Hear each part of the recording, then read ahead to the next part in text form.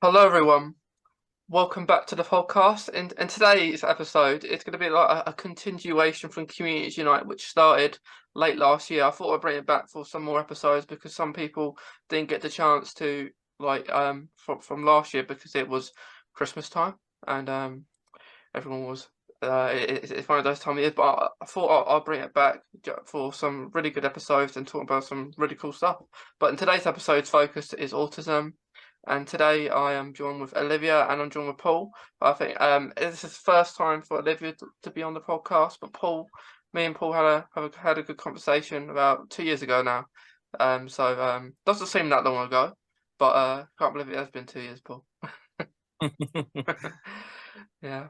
So I'm going to get Olivia and Paul to introduce themselves. So I'm going to start with Olivia, if you wouldn't mind starting, giving an introduction. Sure, I'm Olivia. I run It's Olivia's World, and Paul and I both do a podcast on there as well.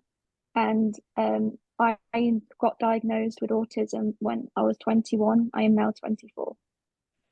Yeah. Not long ago then. No, not long ago. No. But yeah, so with the podcast, Olivia, what's the podcast called again? It's just called Paul's and Olivia's podcast, but it's run by It's Olivia's World. I Okay. wanted to include Paul as a co-presenter kind of thing on the podcast, so yes. Yeah. Yeah. We'll definitely talk more about that because it's very interesting. Yeah, Um, thank you. um, but Paul, would you mind doing an introduction? Yeah, sure. My name's Paul Isaacs. I've been a speaker, trainer, and advocate for 13 years now. I've just realised. I started in 2010. I've authored books. I started blogging in 2014. My diagnosis was in 2010. I got a diagnosis of autism and obsessive compulsive disorder. And then in 2012, I got a diagnosis of visual perceptual challenges, scotopic sensitivity, and learning difficulties. Oh, yeah, it's strange when you think about it, like, because we get older each year that they go, and then but we don't realise how many years ago we were diagnosed. Like in your case, Paul, and when you started doing your advocacy work. Yes, yeah, I was diagnosed at 24. So that was quite some time ago now. But yeah, time just seems to fly really in terms of what I've done since then. Yeah. Yeah, for me, I guess I was diagnosed when I was 9, and now I am 21. So yeah, it seems ages ago, but yeah, it's crazy. Um um like it was probably around 2009 I was diagnosed, so not too far away from 2010 when you started doing it all, Paul. No, Yeah. no, not too far really at all in sort of in terms of length of time, although ages are different. But yeah, Yeah. nevertheless, in time since, yes, yeah, Yeah. it's around just over a decade. Yeah. It's crazy. It's crazy. Um, but so with this podcast, guys, when did it start? This the podcast. It started roughly around, I think, October around last year.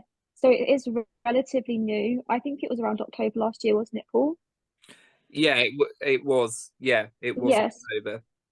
And since then, we've had so many requests of us to join. Like Paul and I think, are struggling to keep up with how many guests are wanting to join the podcast. And obviously, with Paul's advocacy and my opera work, it's difficult to Mm, juggle everything, I suppose. But yeah, I've really enjoyed getting to know new people, and we basically don't want people to feel alone during their diagnosis and after their diagnosis because it can be a really lonely process. yeah, it's hard when you get diagnosed because when I was diagnosed, I didn't like it. I just felt really annoyed at it. I was more attacking it than dealing with it really. But yeah, I think it's good when you have people who are newly diagnosed or are autistic, because you get to meet people. I think that's the best thing about it. You get to meet lots of great people. Yeah, definitely. And for someone that struggles with social communication skills, you know, it's a great way of meeting new people that where on the other hand you perhaps wouldn't have met. So Yeah. Yeah, and there's so many people especially like on social media, you find, and like you find people in different countries, like America. Like it's really cool how many people are autistic, and that they raise awareness. So like loads of people. yeah, definitely. It's definitely more spoken about than when I was in school for sure.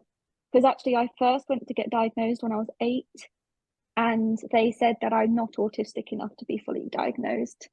Because obviously it's more complex in females.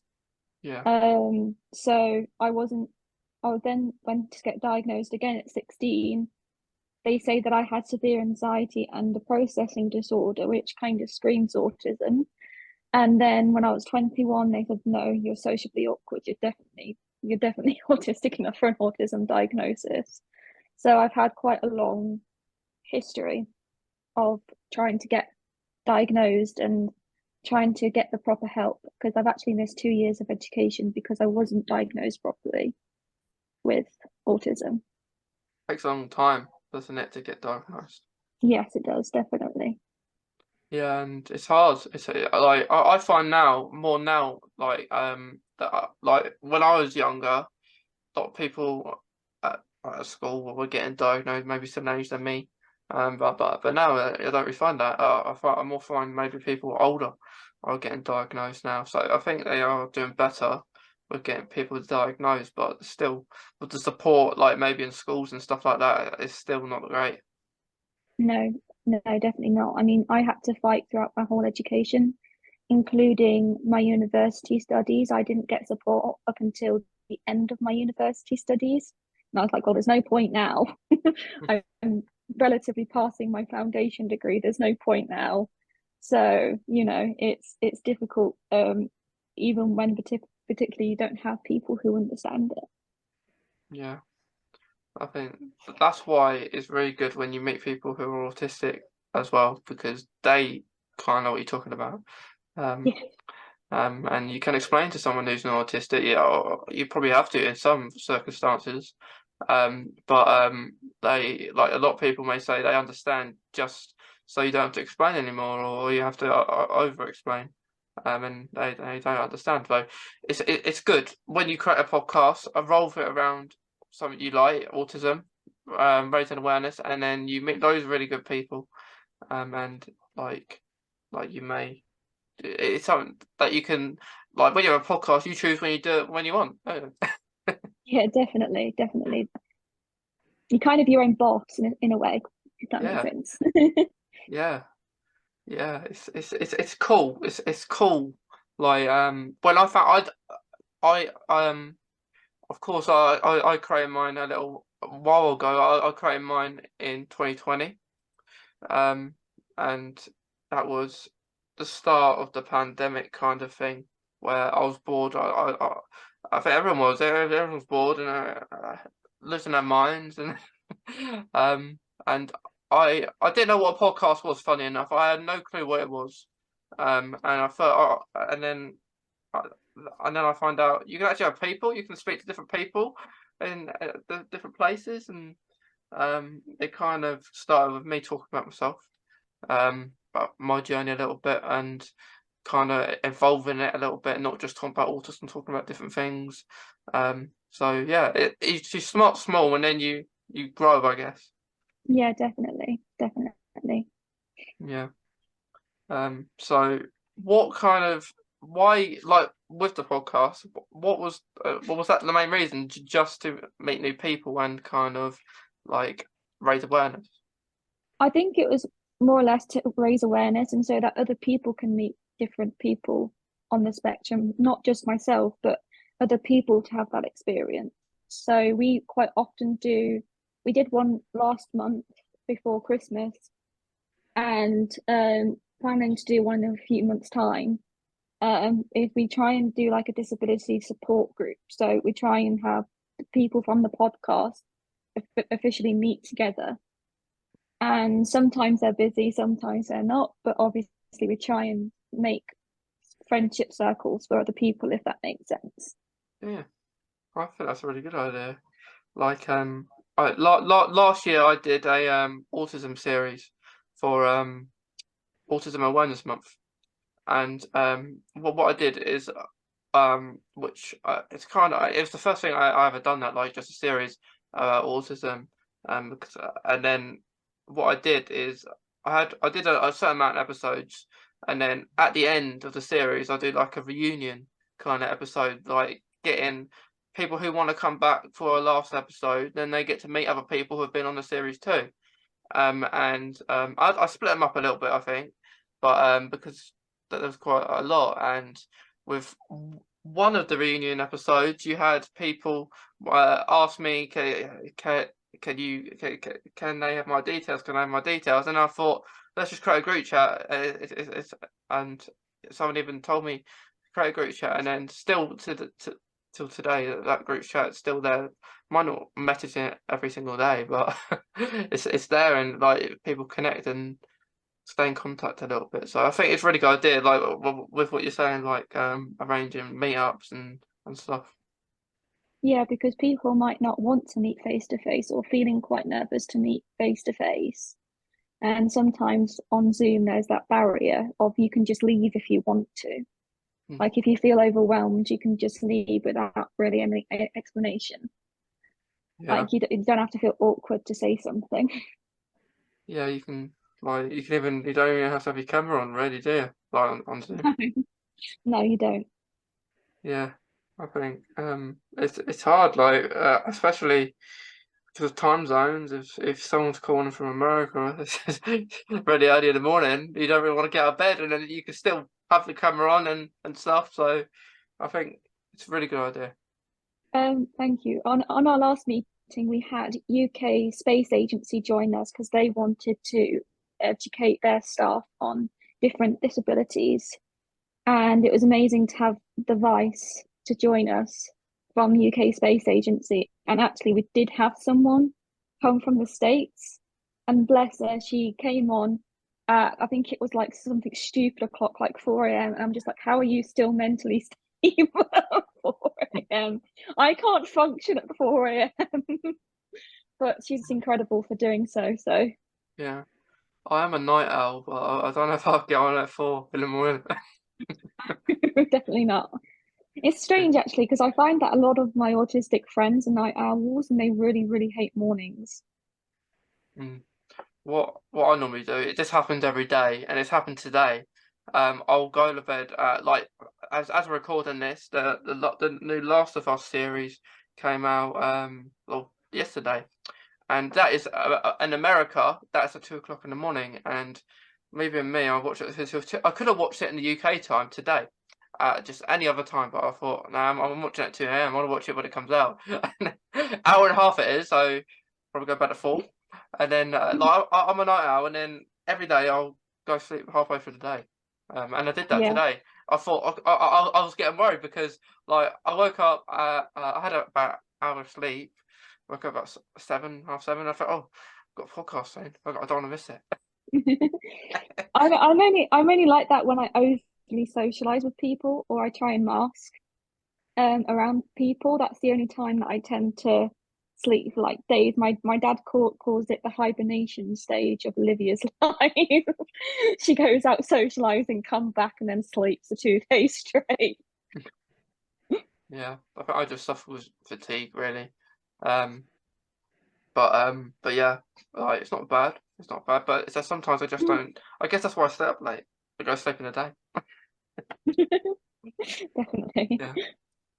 So is that how you do it with your podcast? Do you do it like once a month kind of thing then, like episode? We try and do it once a month, but recently we've had quite a few requests, haven't we, Paul, about people joining. So obviously I just moved as well. So we've had to extend the podcast date so I can process moving house, which has Yeah. been quite a long process for me. It's been quite difficult because but with the like official move, I moved in I think a late November time. So everything was really rushed, and I don't do rushed.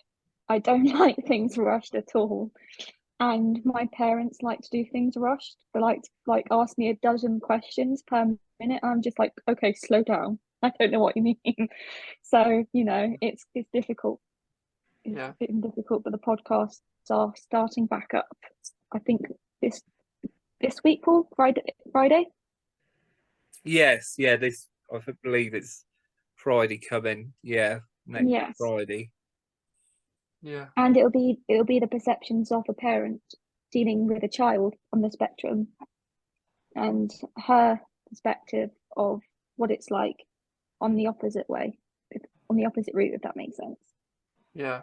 Yeah. It's good when you speak to people who like parents of people, children with Yeah. autism, because sometimes you get different experiences. Like I spoke to people that have maybe haven't told maybe son, daughter, that they have autism, because they're not sure how they're going to react, or should they wait, or should they leave it.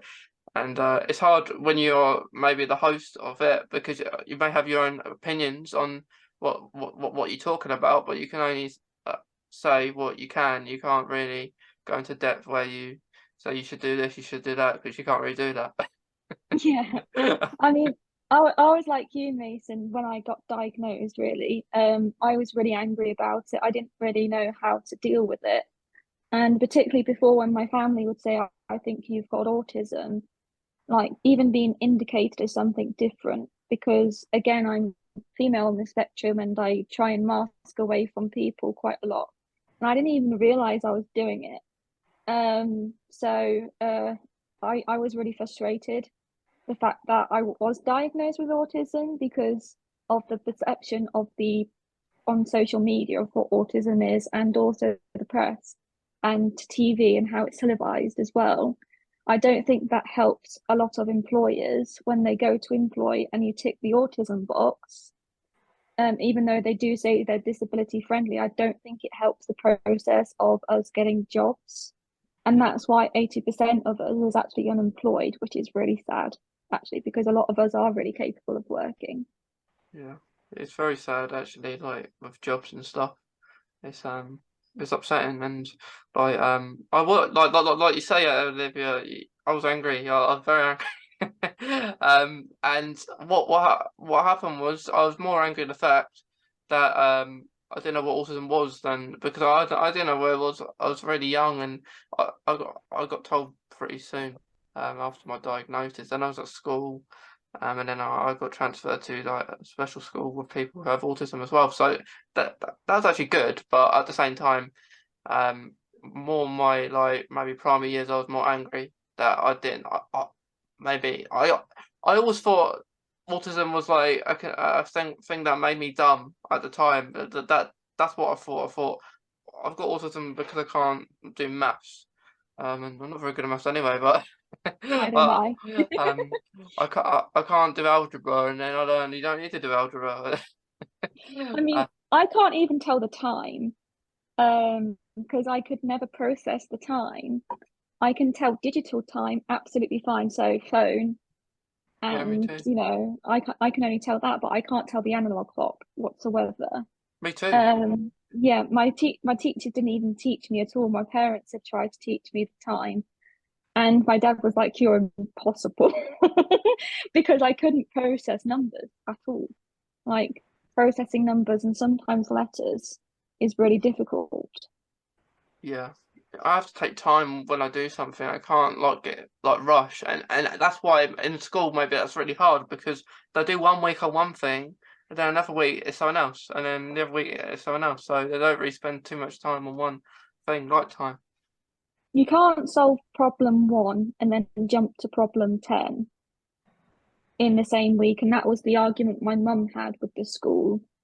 And that was in 2009, roughly around. So, you know, it's just like Olivia needs to develop slowly. Like she can't do the things that at your speed. And the school just thought I was being awkward. And I wasn't being awkward, I was just frustrated because I knew that I wasn't on the same level as the other students were. But on different topics like science and music, my IQ, considering, is relatively high on those two subject areas.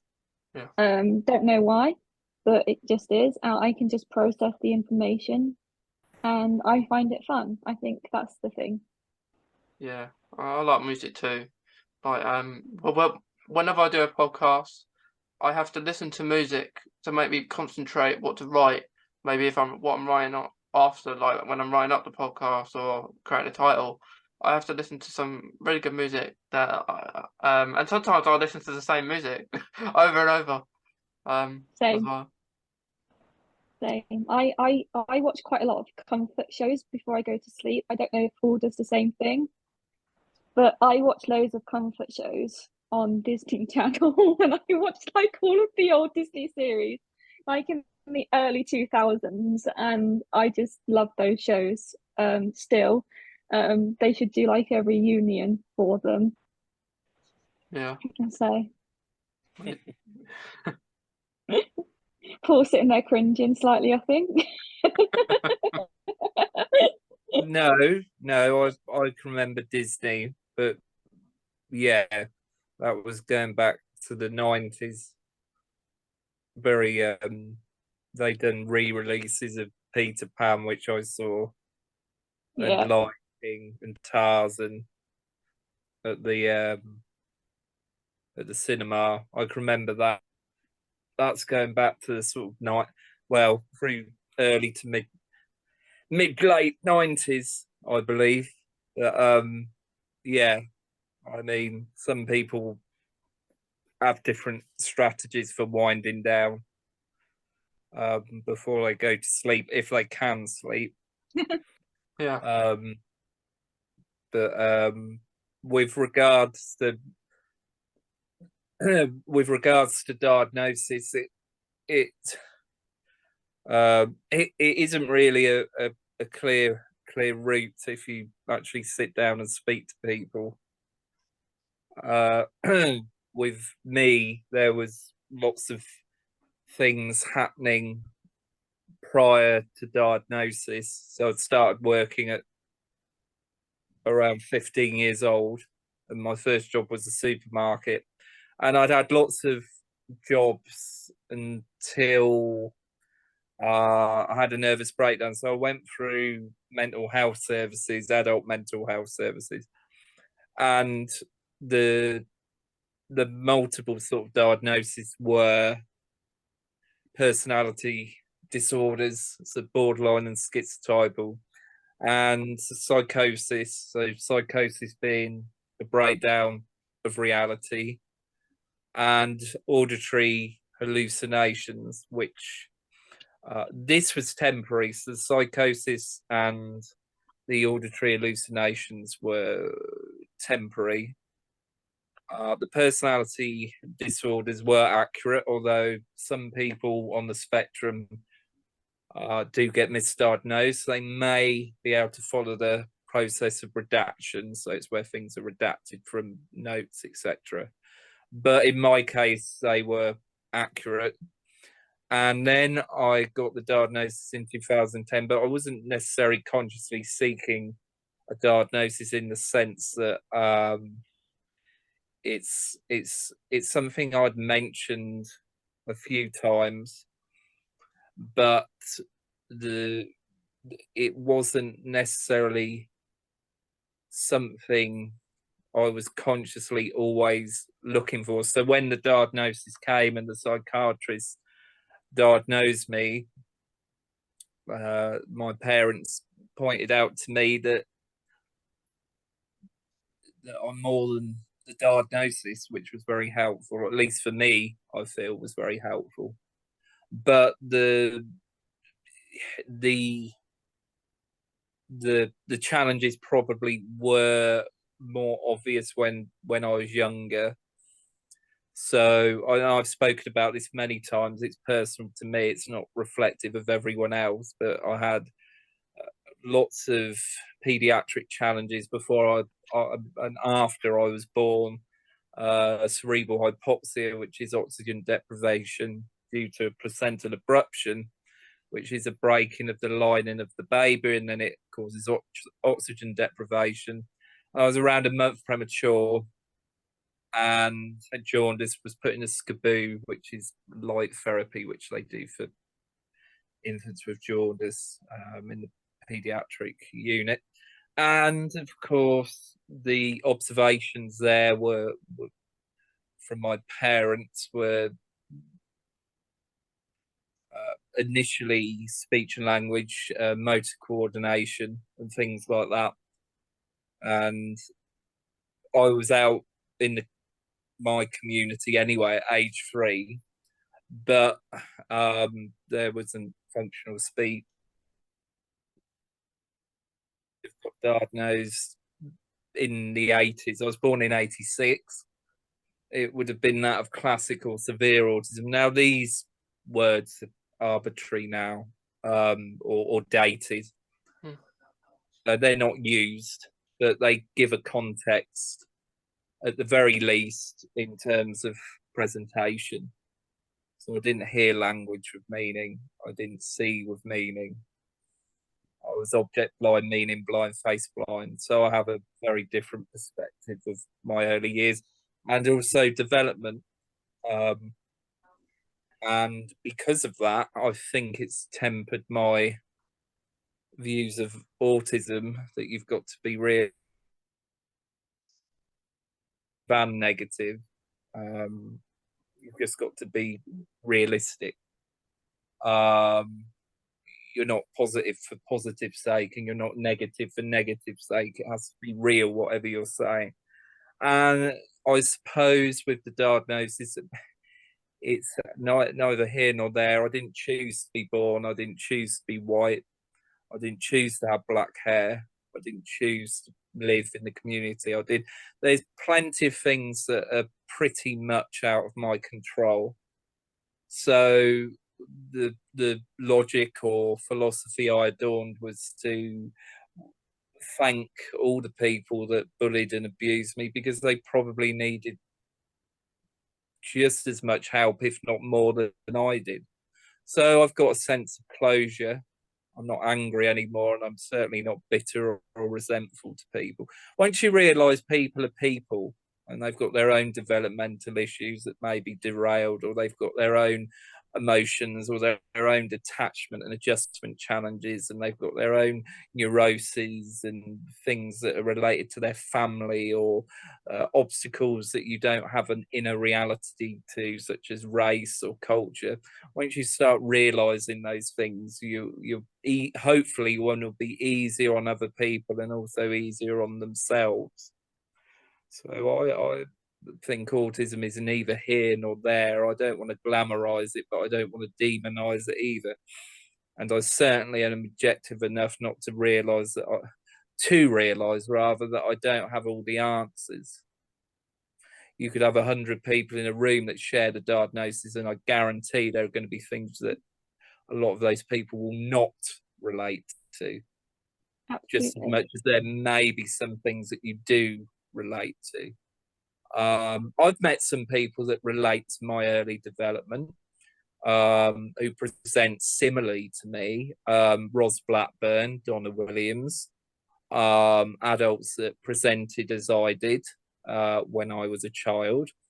However, I've met equally people that don't or didn't present as me and were speaking, but still had their own autism fruit salad. So that is quite interesting, and also I think it means that there can be a chance to understand, but equally there's just got to be acceptance that people are on different pathways.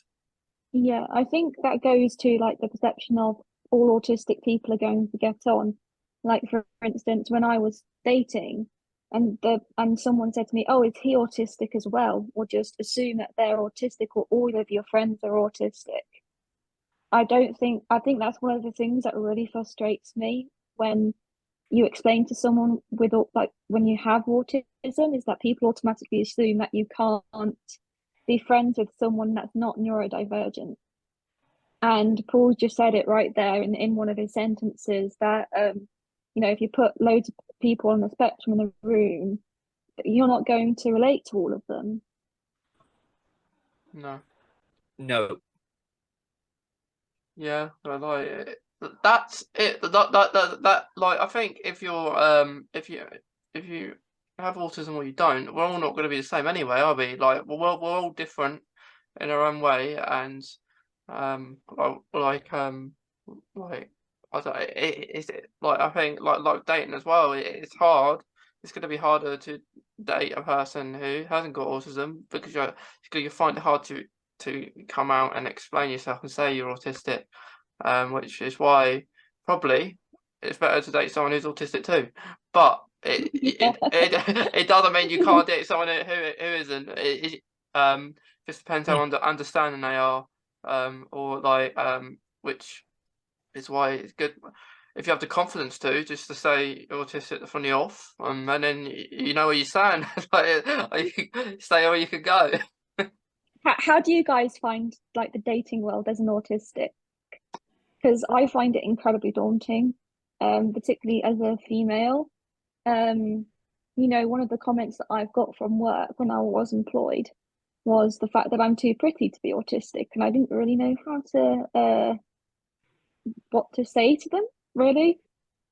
I was just like, I think that's a thanks.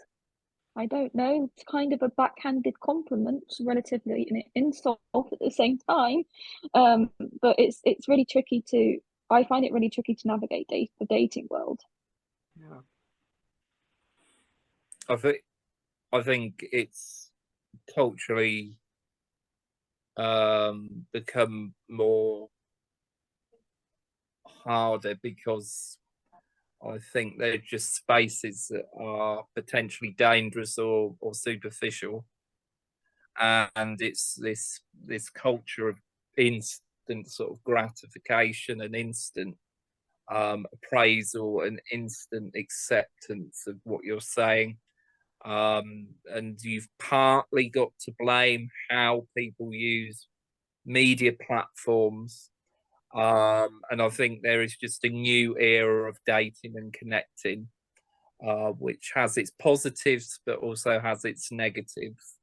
So the problem is that I think is a huge problem is that we build up like a heck what the projection we build up online, potentially if you're looking at it in the context of dating, is almost like a hecatomb.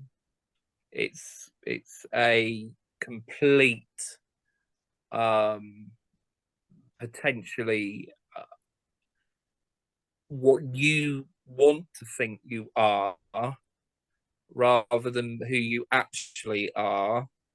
So if you're putting down things that you think people will like, or you want people to think of that of you, then it's not connected from the inside. So if people were a bit more open, a bit more honest and transparent, and that's not necessarily just an autistic thing, it's just a human thing, then maybe there potentially would be more honesty in connecting with people, be it dates, be it friendships, whatever.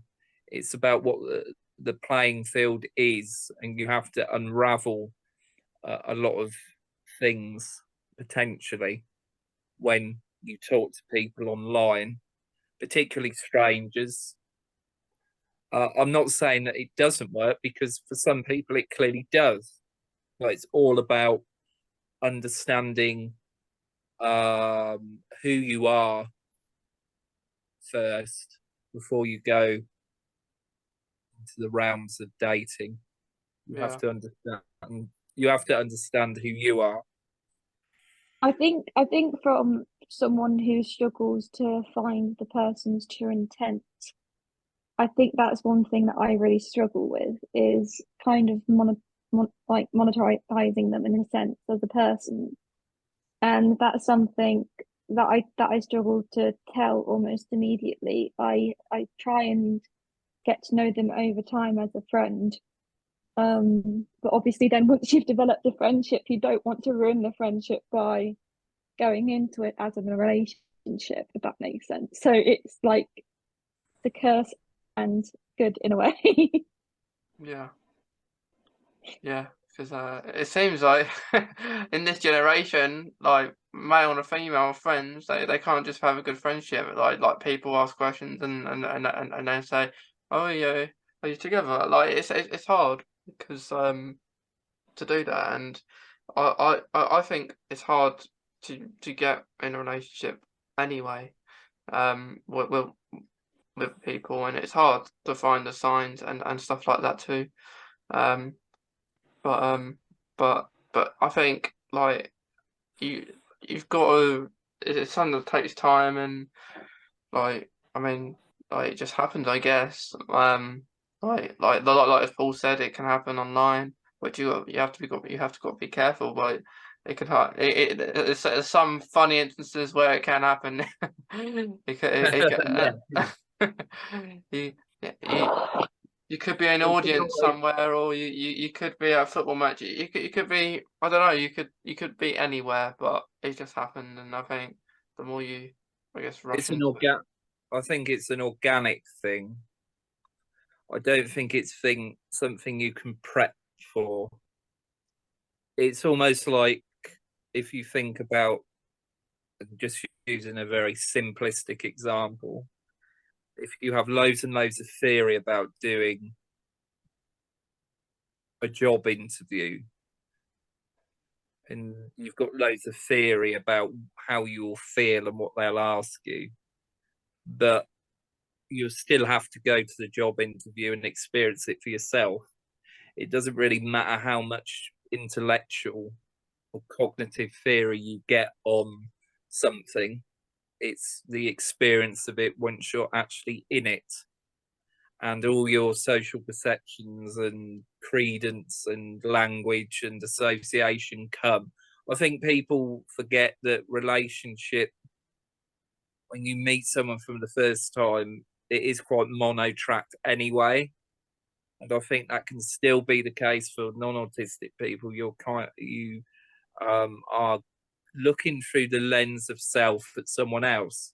What the trick is that you have to kind of filter that off and then try and get to other, where you're actually appreciating the other person and building up trust and building up connection and building up meaningful conversations, meaningful moments, things like that. So I think that's why potentially there are so many books on love and relationships and partnerships, because maybe that is partly a reflection of the culture we live in. But when you think about it, people have been having relationships, having sex for, you know, thousands, hundreds of thousands of years. So obviously human beings are doing something. And the reason Say that why again. the reason why I say that is because it I'm not being overly cynical of books, because I think books on the subject do have their place and they do help people. But in the end, whatever sort of existential structure you have around relationships, it's the actual act of being in the moment and seeing if this works and seeing if this person is going to potentially be the right person, because it happens. You see it all around you. It's just whether you Yeah. want. It's just whether you want it or not, or if you're ready, emotionally equipped to have a relationship, or developmentally equipped to have a relationship. Whatever the things may be, it's just whether it's an internal want to actually have one. Yeah. Yeah, it takes a lot of time and a lot of I guess when you do get into a relationship, a lot of effort. You like you kind of want to. It's hard. It's a very hard thing, but yeah, it's I think the good thing is when you have hobbies maybe that are yours, then potentially it can be theirs as well. Which I always think when like whether you have someone that they maybe like similar things to you, but they could be very different. So it's hard. I think a connection with hobbies definitely helps. Because you can talk about a topic to a certain extent with them, if that makes sense. Yeah, yeah, yeah. There's so many hobbies out there as well, so you can have loads, but you maybe only have a few. I always find it really amusing, because my dad gets very protective, and we went somewhere, I think it was to a shop, and he was going, "Oh, that guy was being too overly friendly with you. I think he was flirting." And I was just like, "Flirting? What do you mean?" I was like, "Because I don't see flirting at all. Like, it's not in my vocabulary whatsoever. I don't monitor it at all. I just consider it banter." And my dad was like, "I'm not happy with him. He was being too overly helpful." But because I don't see it, I'm just like, I don't know whether that's because of my autism or what. I don't know if any of you guys struggle to see it, but I know I definitely do. I think everyone flirts differently. I think it's hard because people flirt maybe very minor or very like maybe it's very easy to see. Um, like so someone can say a little thing like you look nice today, or they might consider that flirting. Like so you might not even see it. So it may be to do with autism, but um, it's hard to see in general. I think sometimes. I find it quite amusing when I can see that someone's flirting. I mean that takes quite a lot. I'm just like, wow, they're really overly doing it, mate. Considering I can pick it up, that's saying something. Yeah. Yeah, yeah. I think people have different ideas of what flirting is in terms of intent and what they've learned and what they picked up, what words to use, how to present things. It can be quite nuanced. Flirting, it can be quite overt, it can be sexualized, it can be not sexualized. It depends on what the other person gets out of the flirting, I suppose. And it's all down to potentially perception again of what the person likes and what the person doesn't like. If the person doesn't like what they're saying, maybe they will retract, and one would hope that the other person projecting would accept that that is not going the way that they thought. And I suppose that goes down to the other aspect of intent. And if intent is just to have a one night stand, then that is the intent. But to make something absolutely clear, as long as both parties are accepting that this is all it is, and this is what's going to happen, and this is what we're going to do, and that is fine. It's when consent isn't being acknowledged that things get potentially dangerous, and it can go south very quickly. So I think with regards to flirting, it's obviously what the person's got in mind, where they want to go with the flirting. Do they just innocently want to say something and that's it, accept that it's rebutted, there's a rebuttal and move on? Or do they generally want to get to know the person and find out who they are, find out what their personality is, what their interests are, who they are? There's all sorts of scenarios we could build up about intent with flirting.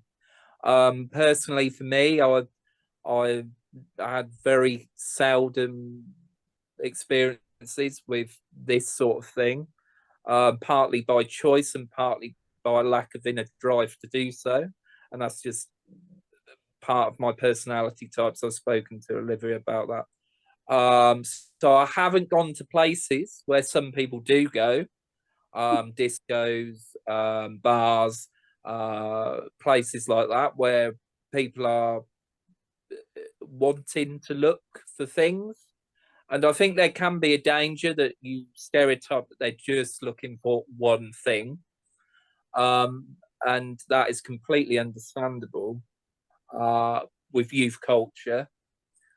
However, I am sure and I am hopeful that there are people going there to just have an innocent time. And what I mean by that, they're going to be respectful to whoever they see. Maybe it's a difficult one, I suppose, but one can take that it's about the people you around. So you could have like a bar, or you could have a rave, or anything like that. And what makes these places interesting is that all the people in it. And if it's a safe place to go, and it's a safe place to potentially find a partner, then so be it. And it's the same with pubs and clubs. I mean, I've been with I mean, it's a different context, but I've been to pubs with friends, and it's that luckily the pubs I've been in are very nice. They have a nice atmosphere, people accommodating, friendly, etc.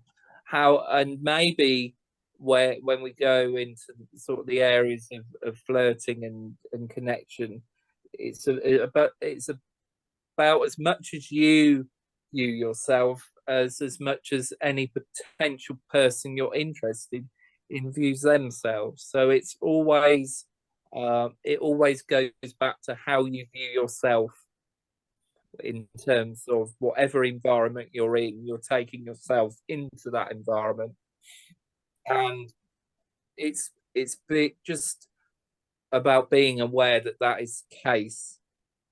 And boundaries are very important. I've spoken to Olivia about that, and Olivia's spoken to me about the importance of boundaries, autonomy, touching, things like that, and being self-owning, of your own behaviour, and being assertive about if other people are doing things that you don't like or you want them to stop. So yeah, it's not, I suppose it's about where these things lead, and about accepting each other's reality. It's when people don't accept someone else's reality is when things usually go south. Yeah. So you've just got to be accepting that when someone says no, no, and that's it. There's no debate. No is no, and that's the end of it. Yeah. Definitely. Yeah. Definitely.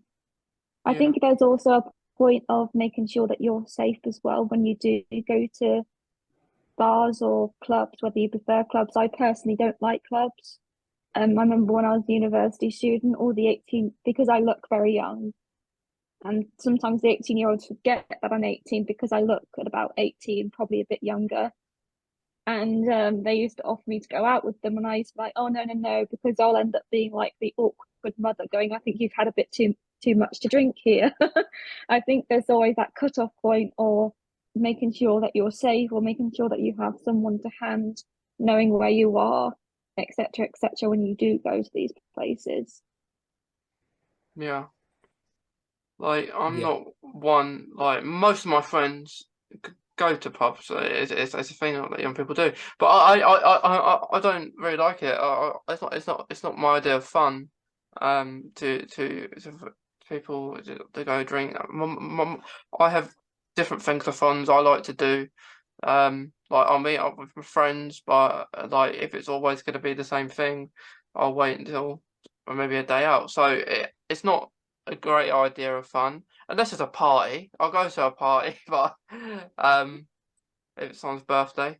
But yeah, it's not great fun. It's very dangerous as well. Like if you go to clubs or things like that, where people leave their drink and people get spiked and stuff like that. So it's I've had that experience, unfortunately. I've been spiked, and it's really not nice.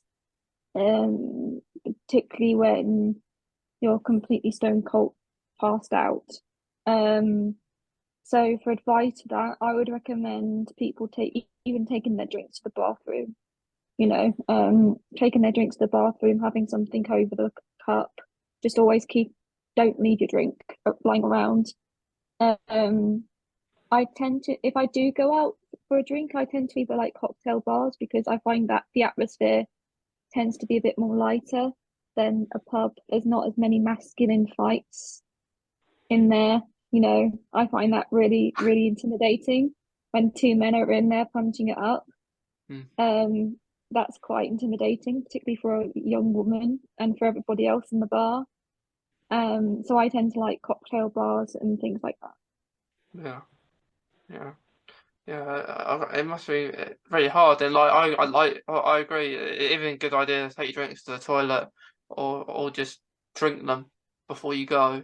But you don't want to rush your drink, so you just take them wherever because it happens more often now. I think like those sort of things. That you getting your drinks spiked and stuff. So I always yeah. find that if you don't want to drink either, like have some orange juice and it looks like vodka and orange, or have Mm, some apple juice, it looks kind of like beer. Like, you know, you can find your way around things if you don't want to drink and you want to look like you're having a drink. There's like non-alcoholic drinks as well. So, you know, people, you don't have to tell people you're not drinking. true, true. Um, yeah, it's a good idea, but but yeah, like I even like even if you have like coffee or something, it doesn't matter. You don't have to drink because friends do if you don't like it because it's not just sometimes that tastes the best. You don't feel good in the morning and you don't want to lose your phone either, do you? So I had a situation at university where I went out with the choristers, and it's quite funny when vicars end up buying you drinks. That I find quite amusing when they come in their church uniform and they're in the pub like ordering drinks at the bar for like the choristers and the church lot. I found that quite funny. But I went to university quite hungover the next day. That I severely regretted because I had to be up at something like 6 o'clock in the morning.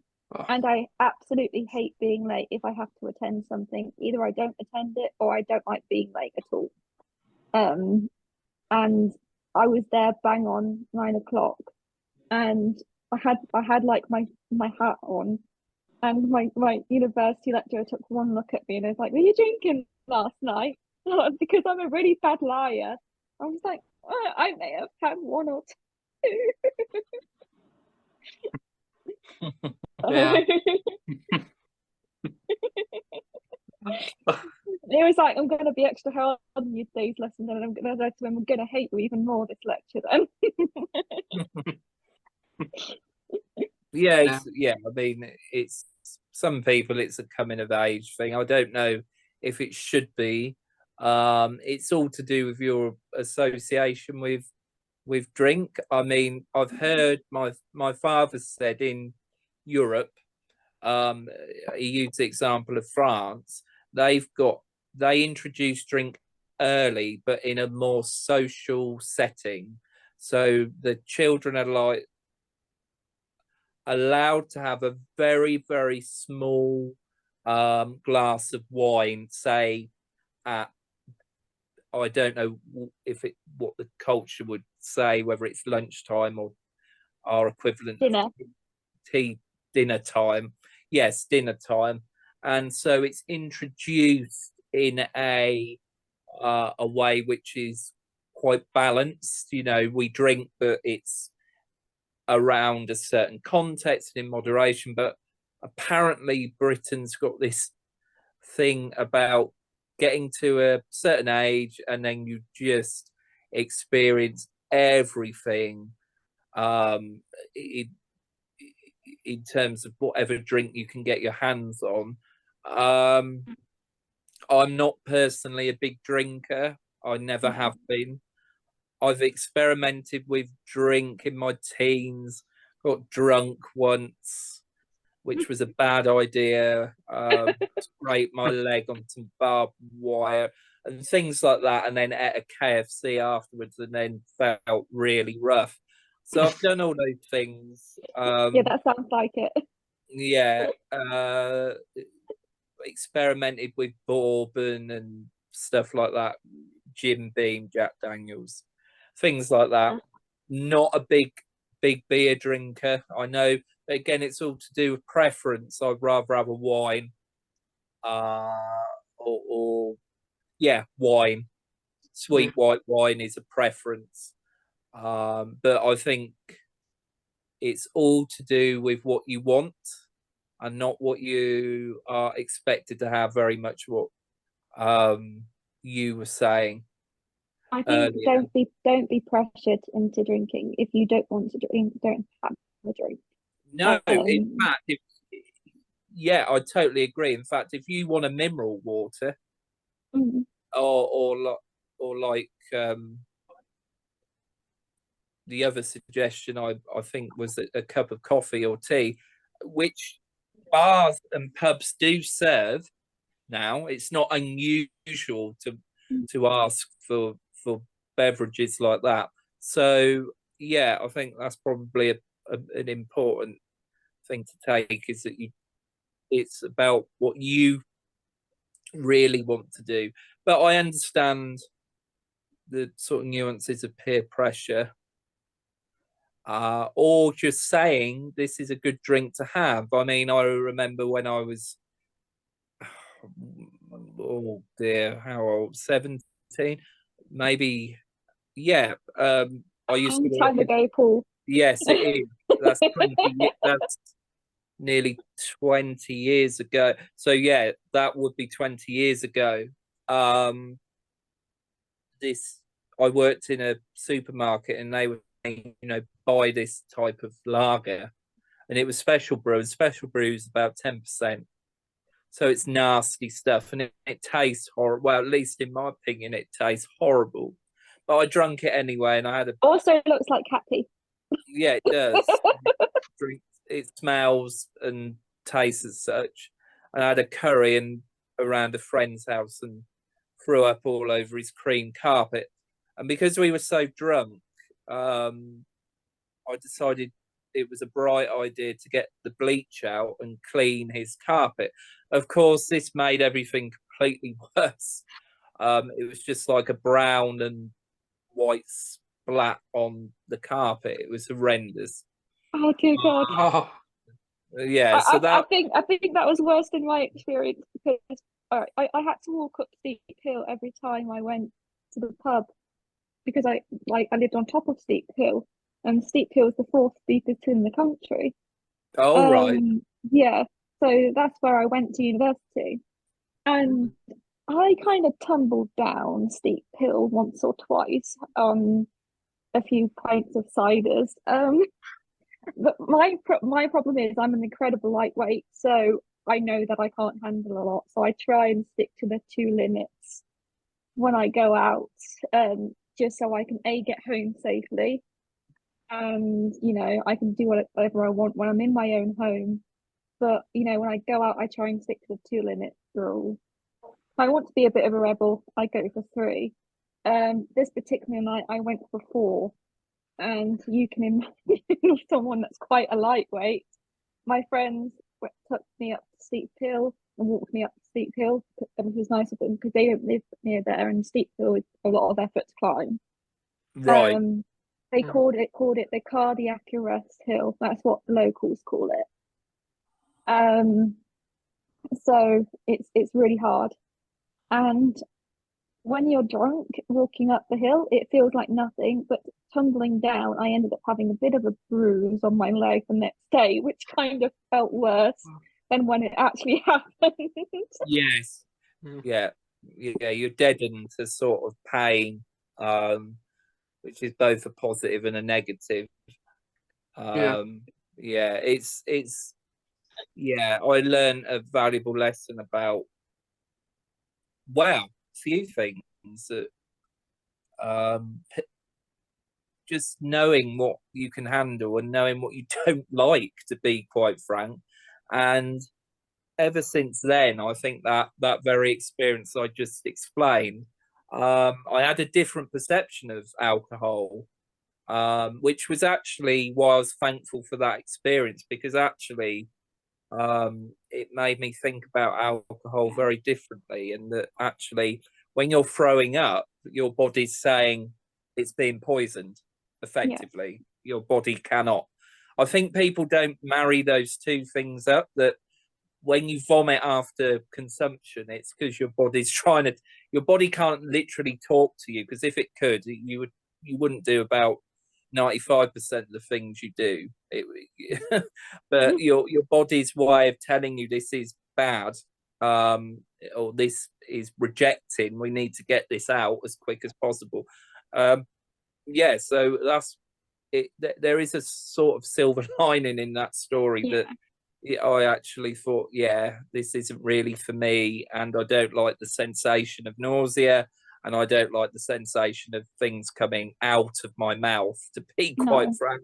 And all over a friend's carpet, which I'm assuming you weren't in their good books. No, I wasn't. No, the father silently looked at that patch and silently went out the door, but I think he was very, very angry. And rightfully so. It was a cream. Sorry, Paul, I shouldn't be laughing. No. It was a cream carpet and it was brown. So yeah, it was pretty bad. And yeah, it was the curry that done it, but really it wasn't. It was a mixture of the curry and the beer. The curry was lovely. It was the beer that caused the problem. And it was this high volume beer. So special brew is about of that. Yeah. When people try and get me to do shots, that's when I draw the line. I'm just like, no, I'll do one shot. That's it. I won't do like 4 or 5 shots with you, because I know I'll be on the floor. Yeah, one is enough. Yeah, one's enough. One and then is enough. Yeah. And then I'll probably go somewhere, something like water afterwards, just to make sure that my body toxins can flush the shot out, essentially. So I'd then go for water or Pepsi Max or something like that, non-alcoholic, after the shot. But I don't do shots at all when I drink out. At all. I do not like shots whatsoever. Yeah, that put me in a very sticky situation again, like you said, Paul. I think like that time I went out and my drink got spiked. I never leave my drink, and also I don't drink as much at all. And that was actually the first night I actually went out. I had that experience, unfortunately. So I went out with my god sister pre-pandemic. It was like around March time of the 2020. So it was like literally near the pandemic, when the pandemic and the lockdown was about to happen.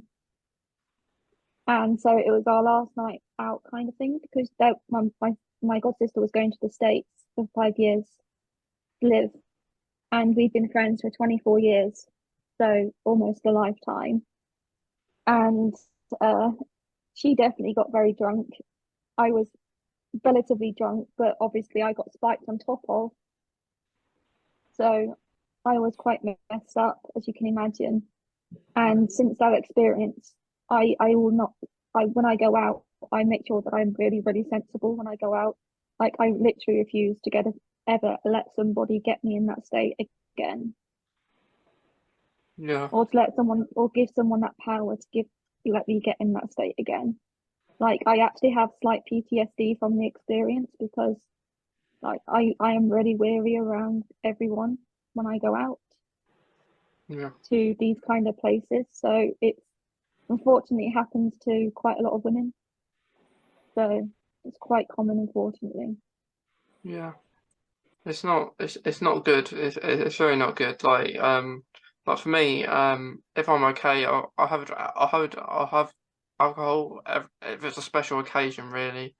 Like for me, the last time I probably got drunk was my brother's wedding, 2021, and I don't really, I kind of liked it, because I don't normally get drunk. I'm one that really does, and like everywhere starts at 2 o'clock in the afternoon. I go to the spa, and then I get supplied with champagne, and like everywhere I go, someone supplies me, and um um and If it's free, you'll drink it, right? yeah, That's like a typical university student. yeah, you got it. And like I'm not a beer drinker either, so I'm more I like gin better. And I found that out shortly after the wedding, but yeah, and then the funny thing was, a person who was kind of boss at the wedding, uh, earlier in the day, smashed the glass and dropped it, and then I did it later on, quite late. I was talking to someone and I dropped my glass. I don't know why, I just froze. I don't know what it was. And funny enough, she walked past shortly after I do it, and I don't feel as bad because I know she dropped one earlier. um, and I thought that was funny, but yeah, I think it's good. Well, I didn't get to the stage I was sick or anything like that. I was okay. I just got really tired. Um, and I was just very tired and just, I guess you could say that I'm like quite hyper. Um, Yeah, tipsy, yeah, tipsy. yeah, Um, I try not to get too drunk because I mean I'm quite unfiltered anyway, and you can imagine when I've had a few to drink, there's no filter.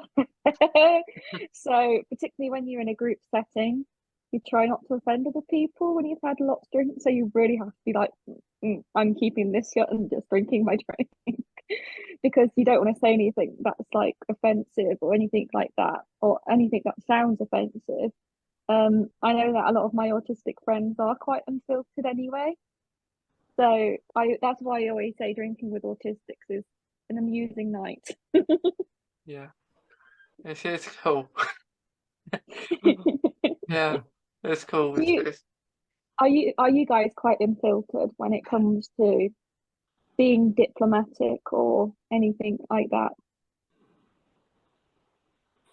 I tried, in the nature of my work, I've got to be diplomatic.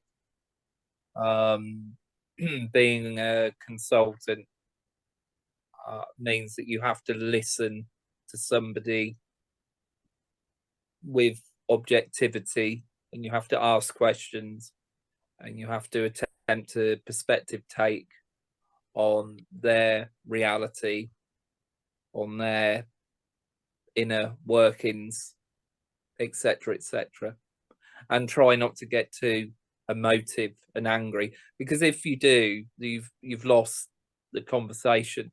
And then Yeah, unfortunately what can happen is the person can feel invalidated if you start um, saying things that could give the impression that you haven't listened or taken their reality on board. But that depends on lots of things anyway. Development of self and other. If the person struggles with self and other, or self no other, or other no self, reciprocity in that sense, the shared sense of social may be quite challenging, and that's not necessarily something they can help. It's something that is developmental. It's where they are. So they may genuinely struggle with perspective taking, in terms of they can speak but not listen, and listen and not speak. Or it's more than that. It's about the internalization of those both modulations. So people can speak with their mouth, but also people who are functionally non-verbal or non-speaking can speak through typing. I just like to point that out.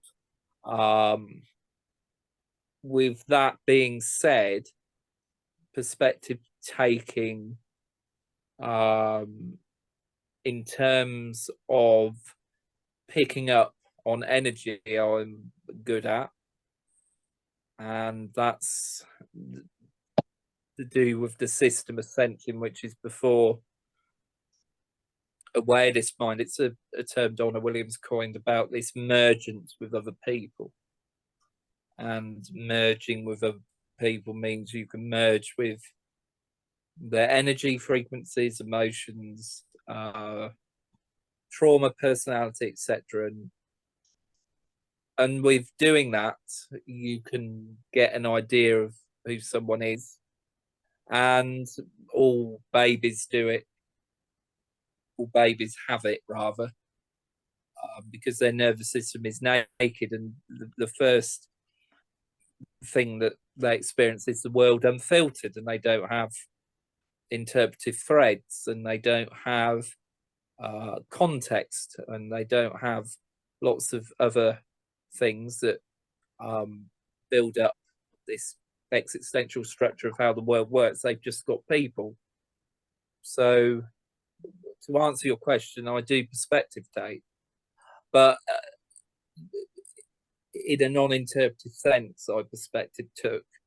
When language was involved, it was difficult, but that was because I was meaning deaf and only got about 30, well, 20% meaning from a conversation. Means that there are difficulties with communication and language, but may have picked up on tone, rhythm, pitch, modulation, but I wasn't picking up on words. But I was picking up on energy. Yeah. Very much so. Yeah. Yeah, I agree with you there, Paul, because it is, yeah. But yeah, there's like with your opera, Olivia, have you been doing that for long? I've been doing opera for about 8, 9 years, coming up to my 10th year of doing opera. Well, Yeah, I like it. It's a lot of fun. Very much hard work. yeah, Quite grueling, the training sometimes. You go in and have good days and bad days. Performing's quite difficult for me sometimes, because obviously dealing with so much emotion at once, like excitement, fear, emotion, you kind of don't know how to put it all in perspective. So, I'm going to perform a lot more hopefully this year, because pre-pandemic I was just kind of on the edge to get up on stage again. I had quite a big break when I was 17, 18. I got to perform at a celebrity ball event, which was a lot of fun. And it was a red carpet event as well. And yeah, it was just so much fun. But I felt ready physically, mentally to get up on that stage and perform. There's so much that I have to go through to feel ready to get up on that stage. I try not to do it at stupid o'clock in the morning.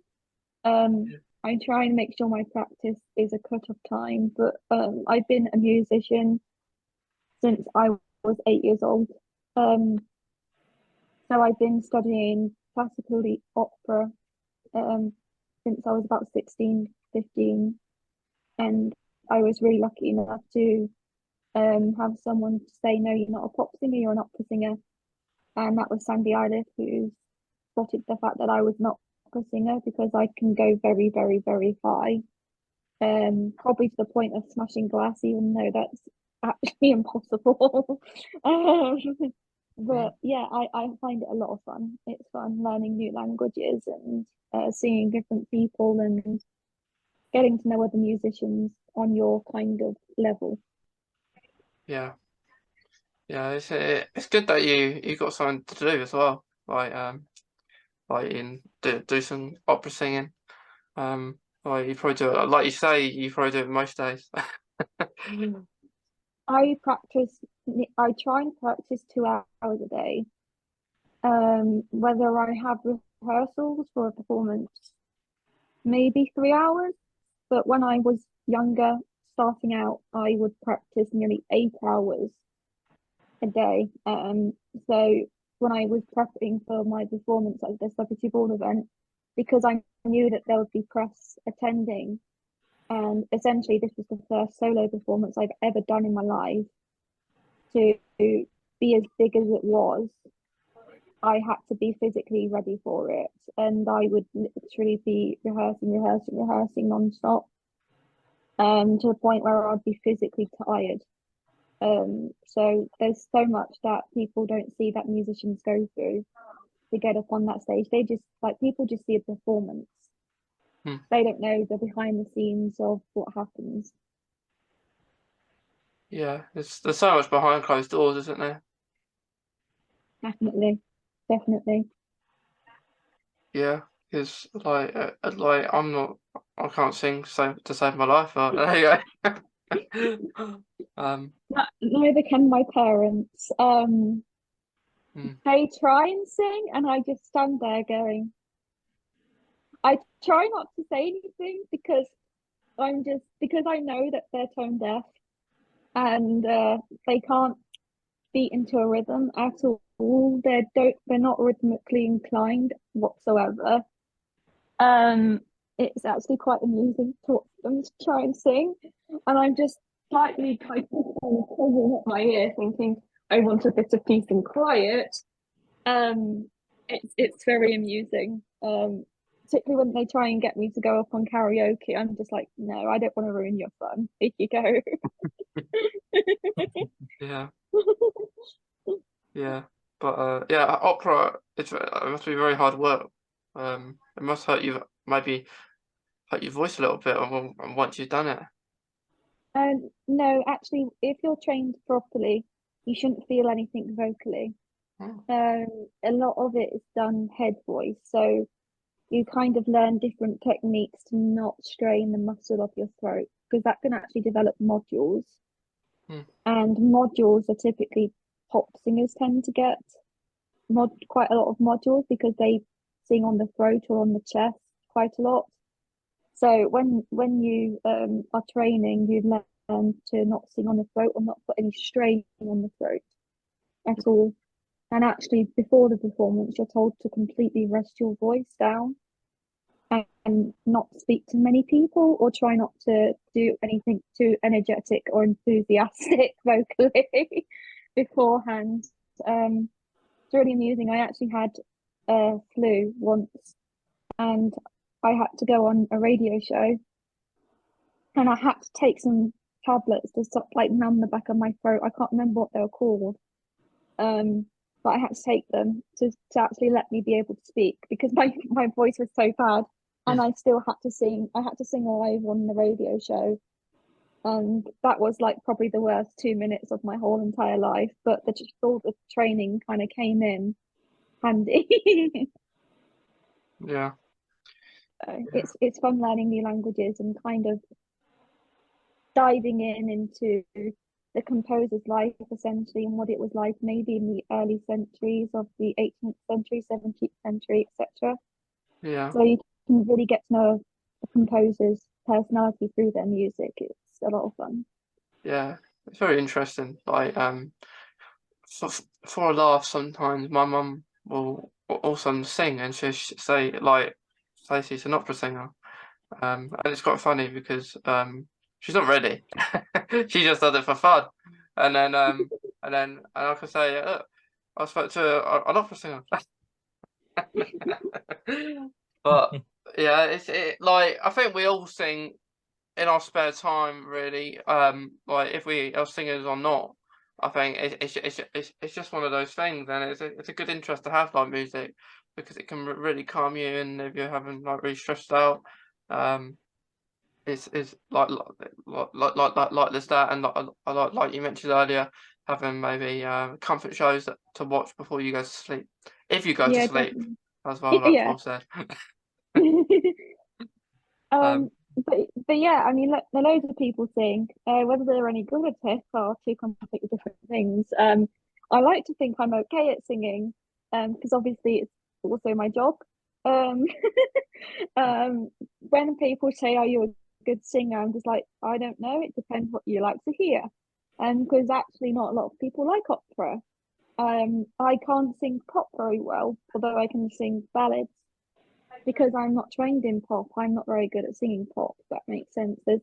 You can train in two different genres of music but it's very difficult to go back to the training that you were doing in that one specific genre, if that makes sense.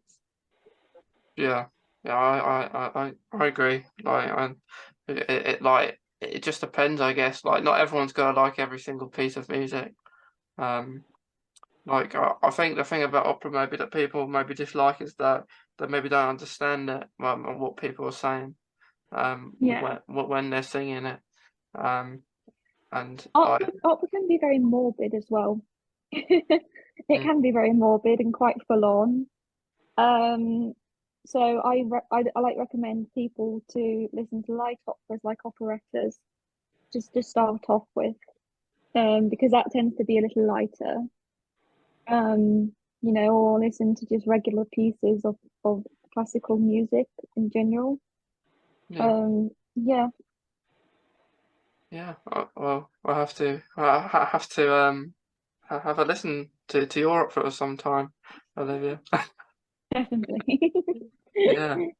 But before we go, guys, because we've spoken lots about all sort of different things, and I'm sure we could sit here for a lot longer, but I don't know when we choose to stop.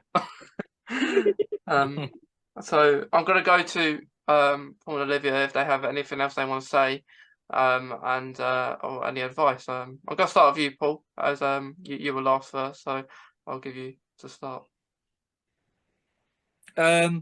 With regards to advice, I suppose it's simple but complex at the same time. That with regards to autism being the overriding arc of what we've been speaking about today, I'd say that it's to do with understanding all your different pieces, what within your autism in terms of looking at it bit laterally rather than thinking it all as a line or something static, maybe pluralizing it, making it plural autisms rather than saying it's autisms. It's these different pieces of experiences in neurology and or biology, and then everything else that comes into the mix. So finding out what it means for each individual, I would say,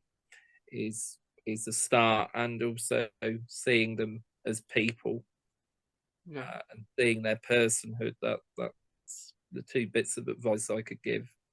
yeah, I completely agree there, Paul. Yeah, like I couldn't agree more. Well, thanks for that, Paul. That's Um, right. Olivia, do you have anything? Yeah, I also agree with Paul, but I also think that if you can't be yourself around the person that you're hanging around with, then they're not your true friends. Just I know it's very difficult in today's society, and I perhaps take my own advice on a lot of things, but don't be ashamed to be yourself around others. Whether you're quite shy or anything like that, just don't be afraid to be yourself. Yeah, I completely agree as well. You've got to try and be yourself. Because we can hide who we are, like with so many different things, but well, we've got to, like I think the main thing is once you've had your diagnosis and you've had autism for so many years, you get used to it, and you just got to try and be yourself. Because I remember not I've had the experience where trying not to be myself or try be someone to maybe like a friend, but it's not you, is it? You just got to be yourself, which I completely agree, Olivia. I think the label can sometimes be quite difficult to for society to comprehend, of the fact that you're so it like affects people live with it so differently. For instance, I'm very independent. I live alone, I am very independent. I manage everything, and a lot of people automatically think, oh, you can't be autistic, or you can't struggle as much as you say you do because you do all of these things. But it's like there's so much practice that goes into coping, or there's different coping mechanisms that you can dive into. And I think also don't be ashamed of getting help or therapy. Definitely. It's not. It doesn't hurt to ask for help. Definitely. Yeah. Well, thank you, Paul and Olivia. It's been great speaking to you. To anyone who is seeing this episode today, we hope you enjoy it as well. I think we've spoken about lots on today, and I think it's been really fun. And I hope Paul and Olivia, you've both enjoyed it. Thank you for having me on. It's been great fun. Yeah, thank you very much. Thank you. Thank you, and to everyone seeing the episode, we will see you in the next one.